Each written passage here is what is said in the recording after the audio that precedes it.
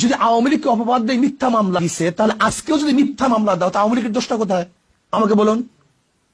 আওয়ামী লীগ কি করেছে? চাঁদাবাজি করছে। আজকেও যদি চাঁদাবাজি করি, তা আওয়ামী লীগের দোষটা কোথায়? আওয়ামী লীগ জুলুম করছে, অত্যাচার করছে। আজকেও যদি জুলুম অত্যাচার করি, তা আওয়ামী লীগের দোষটা কোথায়? আমি চাই না কোন আওয়ামী লীগ করার কারণে কাউকে জ্বালিয়ে দেওয়া হোক, কারোর অফিসকে ভেঙ্গে চুরে তছনছ করা হোক, আওয়ামী লীগ করার কারণে তার মিলিয়ন জাস্টিসকে জ্বালিয়ে দেওয়া হোক। এইটা আমি চাই না। আমি চাই যে অন্যায় করছে তার বিচার হোক, কিন্তু যে অন্যায় করে না, সে যে দলের হোক না কেন, সে আমার শত্রু হোক না কেন, তার বিচার করা যাবে না, তার উপর জুলুম করা যাবে না।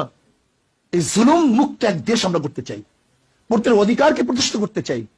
আমরা এখন জুলুম করতেছি, হাজারো মামলা হচ্ছে, নিরাপদ মানুষের বিরুদ্ধে মামলা হচ্ছে। তাই সে আওয়ামী লীগ করুক, সে নিরাপরাধ, সে ভালো, তার নামে মামলা দেবো কেন? তাহলে আপনিও যখন ক্ষমতা পরিবর্তন হবে, তা আপনার নামে তো মামলা দিবে। এই সংস্কৃতি চলবে কেন?